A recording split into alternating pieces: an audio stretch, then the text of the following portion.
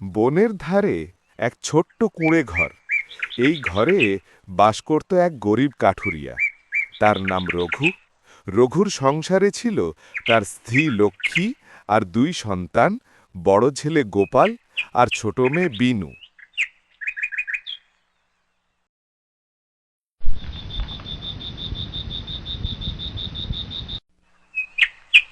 প্রতিদিন সকালে রঘু তার কুঠারটা কাঁধে তুলে বনে যেত কাঠ কাটতে। সারাদিন কাঠ কেটে সন্ধ্যায় বিক্রি করে যে সামান্য পয়সা পেত, তাতেই সংসার চলত কষ্টে সষ্টে। কিন্তু লক্ষ্মী কখনো তার স্বামীকে দোষ দিত না। রঘু, আজও বনে যাচ্ছ? গতকালই তো সারাদিন বৃষ্টি হলো। হ্যাঁ রে, কাঠ কাটলে তবেই তো বাজারে পয়সা পাবো। বৃষ্টি থেমেছে আজ, একটু দূরে যাব ভাবছি কাঠ কাটতে।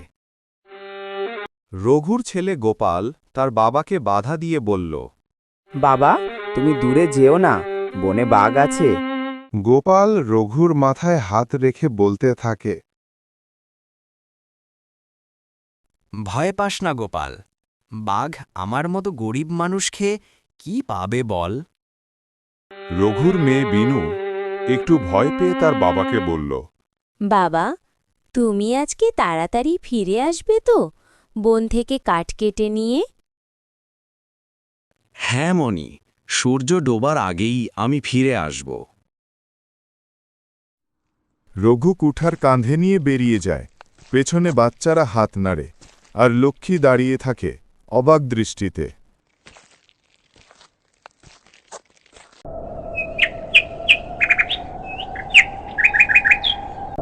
রঘু কুঠার কাঁধে নিয়ে আগের চেয়ে অনেক গভীর বনে চলে গেল। গত রাতে বৃষ্টি হয়েছিল, তাই গাছের ডালপালা ভিজে চকচক করছিল। তাই রঘু ভাবল, একটু দূরে গিয়ে কাঠ কাটলে বেশি দাম পাব।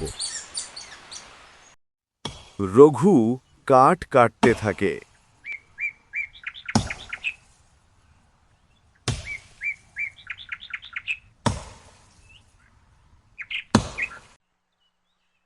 কাঠ কাটা হলে রঘু হাঁটতে লাগল। ঘন্টার পর ঘন্টা কেটে গেল, কিন্তু কোনো চেনা রাস্তা তার চোখে পড়ল না। কিছুক্ষণ পর রঘু আতঙ্কিত হয়ে দেখে সূর্য ডুবে যাচ্ছে। তখন রঘুর মনে হলো সে ভুল পথে চলে এসেছে। আরে, এই রাস্তাটা তো আমি চিনি না। কোথা দিয়ে এলাম আমি? সূর্য ও ডুবে যাচ্ছে। চারদিক অন্ধকার। হঠাৎ একদিকে ঠান্ডা বাতাস। রঘু আশ্চর্য হয়ে বলে, উই তো, পাহাড়ের গায়ে একটা গুহা দেখা যাচ্ছে। আজ রাতটা হয়তো এর ভেতরে কাটানো যাবে। রঘুর মনে কৌতূহল জাগল। এমন জায়গা তো আগে কখনো দেখিনি, একটু দেখে নি বলে রঘু আস্তে আস্তে গুহার দিকে যায়। রঘু গুহার ভিতরে ঢুকল। প্রথমে কিছুই দেখা যাচ্ছিল না। কিছু আগাতে একটু একটু মৃদু আলো ঝলমল করতে দেখল, আর অবাক হয়ে বলল, গুহার দেয়ালে অদ্ভুত নকশা, এক কোণে তামার ঘর ঝলমল করছে। এটা কি আলো? কিসের ঘট? কেউ কি আছে এখানে? হঠাৎ গভীর আওয়াজ শোনা যায়, প্রতিধ্বনি ফিরে আসে। কে ওখানে? একটু পর একটা ছায়া মানব দেখা যায়। সে বলে, যে পরিশ্রম করে অন্যের ক্ষতি করে না, সে এই ধনের যোগ্য। রঘু ভয় কাঁপছে আর বলছে, কে আপনি? আমি গরিব মানুষ, কাউকে কষ্ট দিইনি। শুধু আমার সন্তানদের জন্য কিছু খুঁজতে এসেছি। তোমার মন সৎ, এই ধন তোমার, কিন্তু মনে রেখো লোভ করো না, প্রয়োজনে ব্যবহার। হঠাৎ গুহার ভেতর নানা রকম আলো ঝলমল করে ওঠে, আর আবছা ছায়া মানব অদৃশ্য হয়ে যায়। গুহার ভেতর আলো বাড়ে, কিছু সোনার মুদ্রা আর অলংকার দৃশ্যমান হয়। রঘু হাঁটু গেড়ে বসে প্রণাম করে আর বলে,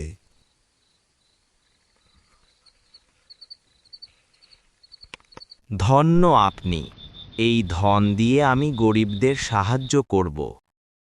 আলো ধীরে ধীরে ম্লান হয়ে আসে, রঘু বাইরে বেরিয়ে আসে।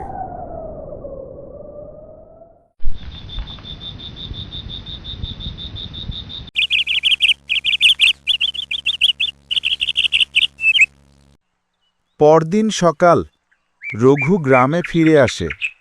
তার মুখে হাসি, বাচ্চাদের মুখে হাসি। তার মাটির বাড়ি নতুন রঙে সুসজ্জিত। লক্ষ্মী অবাক হয়ে জিজ্ঞাসা করে, রঘু, এটা কিভাবে সম্ভব?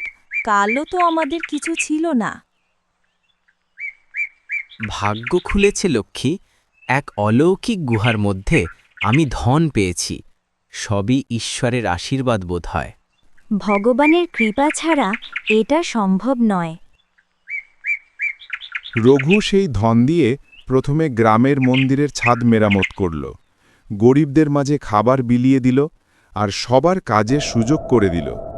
ধীরে ধীরে গ্রামের সবার প্রিয় মানুষে পরিণত হল রঘু।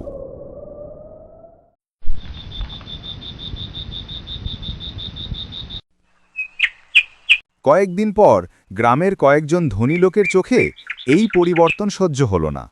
তারা রঘুর বাড়িতে আসে। তাদের মধ্যে ছিল হরিপদ আর চৌফুরি। রঘু, শুনেছি তুই খুব ধনী হয়ে গেছিস। হঠাৎ কিভাবে এত ধনী হয়েছিস বল? ধনী না ভাই, শুধু ভাগ্য একটু ভালো হয়েছে। সবাই মিলে চললে ভালোই লাগবে। হঠাৎ এক কাঠুরিয়া। কিভাবে এত ধনী? নিশ্চয়ই কোথাও থেকে চুরি করেছিস। ঠিক বলেছ হরিপদ, রাজাকে এক্ষুনি খবরটা দিতে হবে দেখছি। রঘু কিছু বলে না, নীরবে দাঁড়িয়ে থাকে।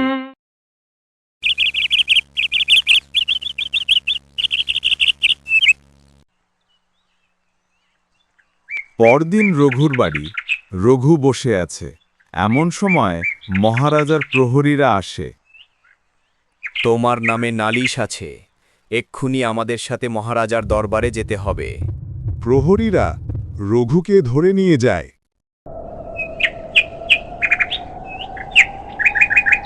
পরদিন সকালে রাজার প্রহরীরা এসে রঘুকে ধরে নিয়ে গেল রাজা বিক্রম সিংহের রাজদরবারে। রাজা গম্ভীর গলায় জিজ্ঞাসা করলেন, রঘু, শুনেছি তুই হঠাৎ অনেক ধনী হয়ে গেছিস। বল, কোথা থেকে পেলি এই ধন? রঘু ভদ্রভাবে জবাব দিল, মহারাজ, আমি মিথ্যা বলবো না।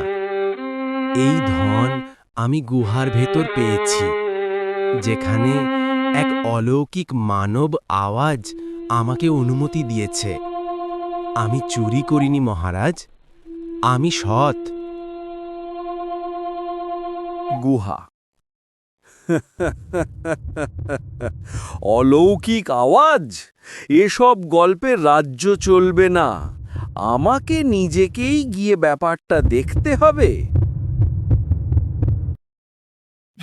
মহারাজ, গুহা নাকি কথা বলে?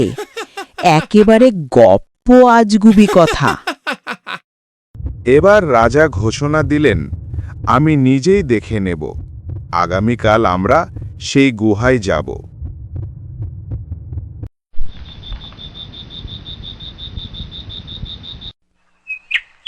পরদিন সকালে রাজা তার সৈন্য, হরিপদ, চৌধুরী সবাইকে রঘু রাস্তা দেখিয়ে বনে নিয়ে গেল।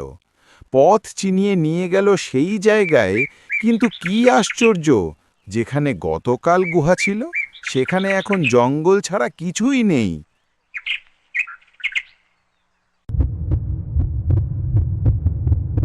সবাই রঘুর দিকে তাকায় ক্রুদ্ধ হয়ে। এখানেই বলছিলি গুহা ছিল, কিন্তু কোথায় তা? আমি তো কিছুই দেখতে পাচ্ছি না রঘু। দেখলেন মহারাজ, সব মিথ্যা কথা। এই লোক ধন লুকিয়ে ফেলেছে। মহারাজ, আমি মিথ্যা বলছি না। গুহা এখানেই ছিল। আমি ঈশ্বরকে সাক্ষী রেখে বলছি। হঠাৎ চারিদিকে ধোঁয়া, গাছ থেকে পাতা ঝরতে থাকে, গুহার মুখ আলোকিত হয়। আবছা মানব ছায়া দেখা যায়, আর সে বলতে থাকে, এই ধন সততার পুরস্কার। যে মিথ্যা কথা বলে সে এখানে কিছুই পাবে না। হঠাৎ ছায়া মিলিয়ে যায়, সবাই অবাক হয়ে তাকিয়ে থাকে, ছায়াটিকে আর দেখা যায় না। হরিপদ ভয়ে মাটিতে পড়ে যায়। সত্যি অলৌকিক। রঘু, তুই সত্যি সৎ মানুষ। তোর মতো প্রজা রাজ্যের গর্ব।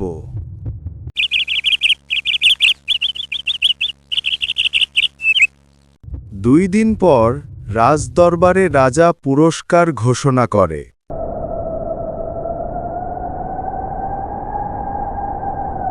আমি ঘোষণা দিচ্ছি, রঘু রাজ্যের পক্ষ থেকে 1 একর জমি ও স্বর্ণ মুদ্রা পাবে। সে প্রমাণ করেছে সৎ মানুষ কখনো হার মানে না।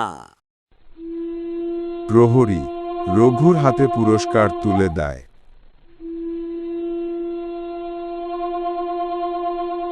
রাজসভায় উপস্থিত সকলে হাততালি দেয়।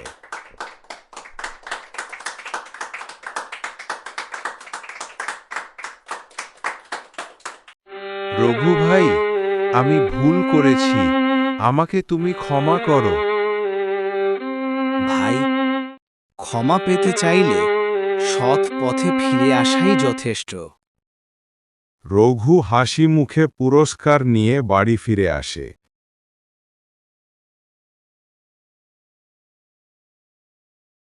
সেই দিন থেকে রঘু শুধু নিজের নয়, গ্রামের প্রতিটি দরিদ্র মানুষের ভাগ্য বদলে দিল।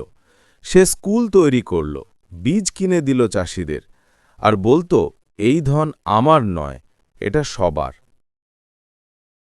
রঘুর সন্তানরা বড় হয়ে পিতার মতো সৎ ও পরিশ্রমী হল।